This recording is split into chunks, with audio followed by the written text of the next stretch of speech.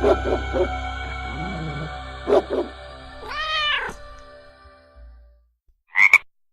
there, this is Michelle Ann Olson, and welcome to Are You Afraid of the Bark, the podcast that goes bark in the night. This is episode 4 of Are You Afraid of the Bark? As always, I'm happy to have you here with me, listening. It's a pleasure to be able to tell these stories, and even more of a pleasure to think that you're on the other side of my microphone listening. I've had such a good time with this podcast so far, and I do hope that it can only continue to improve. Before I get started with this week's stories, I do want to request that if you like the podcast, please do consider leaving a written review and a starred review through Apple Podcasts of Are You Afraid of the Bark? Or if you could talk to someone in your life, either in person or through social media, about the podcast, maybe turn them onto their first episode, retweet what I'm putting out through my social media accounts, share what I'm putting out through Facebook or Instagram, retweet what I'm putting out through Twitter. If you like the podcast and are able to do just any of that, I would be immensely grateful. I've got this dedicated following week to week who I know are my family and friends, and I love you so much for doing that. But I'd love to just start to invite maybe people outside of my social circle to listen to the podcast and hopefully allow it to grow a little bit more organically in terms of listeners. I don't anticipate this ever being like my day job or becoming some famous podcaster, but to be able to sort of grow my listeners naturally would just be great. It would be a really good feeling because I love these stories and I hope you do too, and I hope to share them with as many people as possible. Speaking of stories and my love for storytelling, as you probably know, I mentioned it in the first episode, I was for many years a haunted tour guide in Ottawa. I worked for a company called the Haunted Walk of Ottawa, and this company also runs tours in Kingston and here in Toronto, and they are just the absolute best. I worked for them for years and years and years, and they treated me so well, and their mandate, how they present the haunted history of each of the cities that they operate in, I just have so much respect for them. So I wanted to give a little shout out before I get started with my stories this week to the Haunted Walk, because I attended a special event of theirs at Black Creek Pioneer Village this weekend. It was a special event in conjunction with the Pioneer Village and a mentalist called James White, who is also just a super cool person who has done hundreds of seances throughout his career and teaches police officers how to read body language to see when a person is being genuine or when a person is lying. So it was this event with all of those different groups collaborating, and it involved a seance in a 100-year-old building at Black Creek Pioneer Village, and I really don't want to spoil any of what happened. Needless to say, as a lover of ghost stories, but also as a coward, I am a coward. I am very afraid of the idea of ghosts, even as I tell these stories, and even though this is such a big part of my life and has been since I started working for the Haunted Walk all those years ago, I'm a very cowardly person. So anyway, this night, this seance, this event was so superbly organized. It was so scary. I can't remember the last time I was that scared. I'm still not sure what to make of what went down in that building with James White and the rest of our group, but it was some spooky stuff and it gives me major pause. I like to try to explain away ghostly happenings with as much skepticism as possible, because then I find I can be a little bit less scared of what I've experienced. But there are things that happened on this tour that I honestly don't know how to explain. So all of that to say that if you are in Toronto or Ottawa or Kingston, check out the Haunted Walk and the sweet, totally terrifying events that they do during the summer, and especially leading into the month of October. That's just a little plug for them because they got my heart pumping this weekend. Now in the background just now, you might have heard a forlorn meow. That is my cat Coco. There she goes again. It's because I'm recording this a little bit later than usual.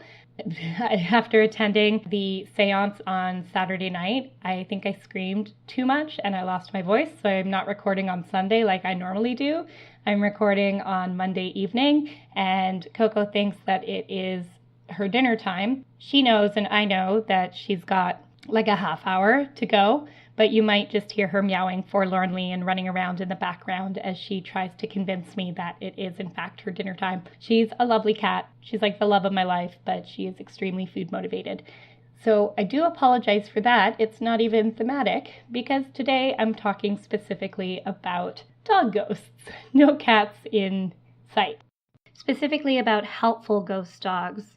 Dogs who were good boys, good doggos in their lifetime, and who continued to be good boys and helpful after their deaths. Dogs are known to be loyal creatures.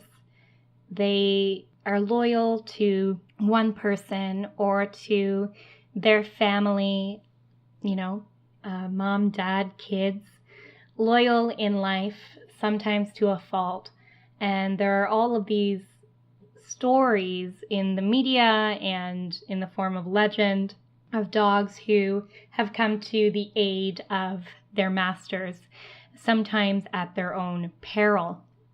The story that comes to mind off the top of my head is one that I told on the old podcast of one of the first ghost stories told in the United States about a blue tick hound who, when his owner was overcome by thieves on the way home from the pub, ran to his owner's aid, placing himself between the gang and his owner.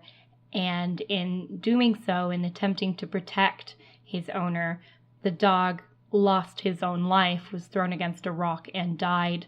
And unfortunately, his owner eventually perished in that attack as well. But these stories of dogs, going back into burning buildings after members of their family, putting themselves between an owner and a dangerous animal, just loyal to a fault. There's a reason they're called man's best friend. So the dogs in the following stories were good and loyal in their lifetime and continue to be even following their deaths. My first story is about Preston the Boxer. I will just say that these stories don't tend to have specific dates. They do seem a little bit like the kind of legend or myth that gets passed on by word of mouth and maybe becomes part of the legend of a city or neighborhood. I don't have specific dates. I suspect that these are stories that were just told person to person to person over the years, and they don't tend to get that specific, but they're too good not to share. So Preston the Boxer was a boxer who lived in a neighborhood of Nashville in Tennessee called Belmont Hillsboro. The story takes place on Halloween night when a 13-year-old girl was trick-or-treating with her younger brother, who was about 7. They were trick-or-treating, and the boy dropped some of his candy on the side of the road, and he bent over to pick it up. As he was bent over, although this was a quiet and suburban neighborhood, a car turned the corner and screeched toward the boy. He was directly in its path, and he probably would have been hit and probably would have been severely injured or even would have died had it not been for Preston, who sprinted out of his yard and straight into the path of the oncoming car. And he took the brunt of the impact so that the boy, as he stood up, was completely unharmed. Now, the force of that impact sent Preston flying onto a nearby lawn, and as the young girl ran to her brother, he was fine. She lost sight of the dog, and when she turned to look for his body, it had simply disappeared and was never found. So since then, people claim in this same neighborhood that on Halloween they can hear a disembodied barking in the area. And others trick-or-treating in the neighborhood have even reported feeling an unseen dog brush against their legs or nudge at them with its nose when they get too close to the side of the sidewalk, when they risk wandering into the street. As for that young girl, the sister from the story, she's now quite elderly and still lives in the neighborhood, and it is said that every Halloween night she still leaves a biscuit on her doorstep for Preston. Our next story comes to us from Atlantic City in New Jersey, and the hero, the protagonist of this next story, is known simply as Nightlife. So Nightlife, and I'm not sure of his breed, he was a dog owned by a local bartender, and it was said that he would walk patrons home who had had a little bit too much to drink, and then he would always come back to the bar when he was done. He would guide them safely across intersections, through traffic lights, and make sure that they got home safely before returning to his owner at the bar. He was so well known and beloved in the community that apparently taxi drivers would sometimes pick him up when his charge took him a little bit too far away from the bar and drive him back to the bar and back to his owner free of charge. So this was a dog who was really well known in the community. When he died, he was buried at a local pet cemetery, and that was made possible by funds that were raised by bar patrons and others in the area. Since then, the ghost of Nightlife has been reported waiting at traffic lights at busy intersections, or even approaching intoxicated individuals walking home, same as he did when he was alive. Taxi drivers have claimed that a ghostly dog will approach the car, their taxi, and beg to be let in, only to vanish when the doors are opened. Or this dog will seemingly be waiting at street corners for their cab to pull up. When it does, that ghostly dog will flicker in and out of existence before disappearing. So it would seem that Nightlife continues to roam the streets of Atlantic City and to guard over its more intoxicated individuals. So that is another good boy. My final story is the one I think that has been the most changed over time, telling over time. It comes out of sort of the colonial age or era in the Bahamas, the late 1800s. Some of the sources that I read implied that this story may be a holdover from earlier British ghost stories, that details may have been changed to reflect a new life in the colonies as it was told by travelers, traders, naval types. So it might be older and might originate from somewhere other than the Bahamas within the British Empire. But anyway, the version that I researched is specific to the Bahamas. Basically, a ship was traveling from Cuba to Bermuda, and among the many passengers on the ship was a family with 2 daughters and a German Shepherd named Sheba. And again, many sources say German Shepherd specifically. Others refer to sort of a large breed protective dog.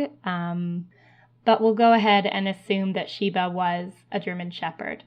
So during that trip, traveling again from Cuba to Bermuda, a hurricane struck the ship, and it was apparently so powerful that the hull split in 2, sending passengers, including the 2 sisters and Sheba, into the sea.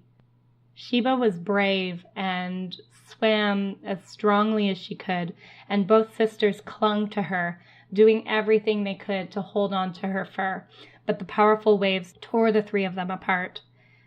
Sheba was able to locate one of the girls and pulled her to shore, but then the dog heard a faint cry, which was the other sister still calling for help, being buffeted by the waves. Although Sheba was exhausted, she swam out to sea and rescued the other girl. But as they returned to shore, both were overcome by the waves and drowned. Since that time, there have been sightings in the Bahamas that people believe to be the spirit of Sheba, perhaps making up for her inability to save the second sister. So a few years ago, a 9-year-old girl fell from her parents' sailboat while she was not wearing a life jacket. To top it off, she wasn't a very good swimmer and she was struggling to keep her head above the water.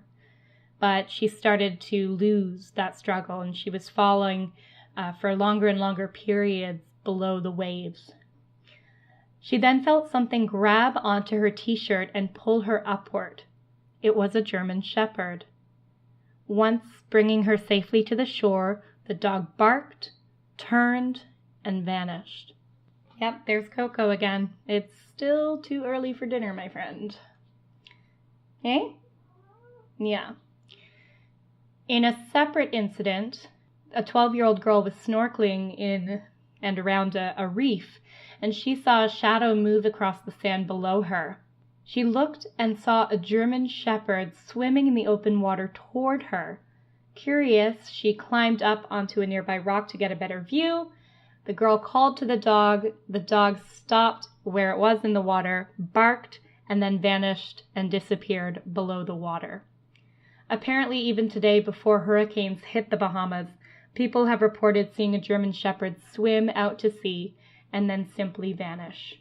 So there are many who believe that Sheba is continuing to show her remorse for not being able to save the second sister by doing what she can to provide warning to others and to save other drowning swimmers. That one made me a little bit sad. I just said that I hoped that these stories would be sweet rather than sad or sweet rather than disturbing, but that one, the idea of Sheba feeling maybe the guilt of not being able to save the second sister, it's a terrible thought, to be honest. I hope that she knows that she's a good girl and she's done good and she should be able to find peace. It's important that she knows that, so I don't know, if you ever see her, let her know. And this does conclude the end of my story for this episode 4.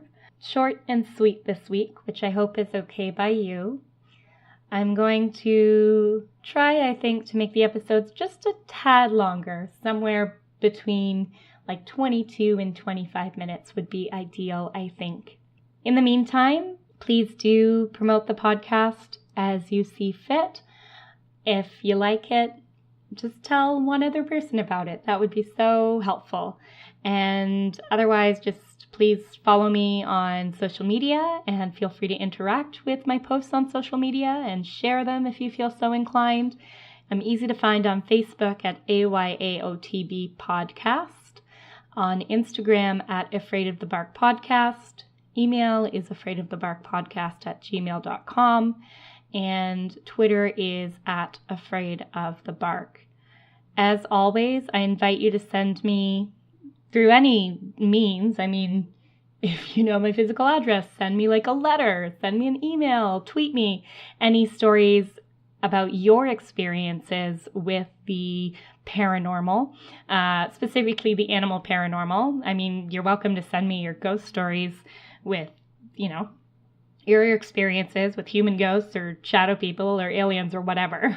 I'm always interested in hearing those, but specifically I'm looking to compile just a collection of listener stories relating to animals and the paranormal that I could potentially share in sort of an anthology episode at some point. So yeah, if you like what you're hearing, please leave a review on Apple Podcasts. That's the best place to do it. I hate asking every week, but everything that I'm reading is telling me that those reviews and those starred reviews and written reviews are the ones that matter in terms of getting more visibility. So if you have a second, I would appreciate it. Other than that, if you're looking for more spook in your summer, do check out the Haunted Walk like I mentioned. I'm home alone right now, again, early evening on Monday, and since attending this event on Saturday, I'm not super comfortable in my apartment, kind of questioning everything I know, and Coco is not helping by wanting her dinner and zipping around and meowing at nothing and staring at walls and just being cuckoo because she wants me to feed her. She's putting me on edge. Anyway, I'm kind of rambling now. I just do like the idea of you listening on the other side of this mic. I feel close to you, whoever you are. So thank you for listening. If you have a good doggo in your life, go and hug him or her. Just give him a big old hug. Your most loyal companion. I think dogs are way better than we as humans can ever hope to be. I like the saying, if I'm half as good a person as my dog thinks I am, then I've done well. They are just better than us in every way. So go hug yours. Apart from that, I'd like to thank you very much for listening to this episode. I'll see you next week. And as always, I wish that you have sweet dreams tonight. Thanks for listening. All right, Coco, you ready for dinner? What? Okay.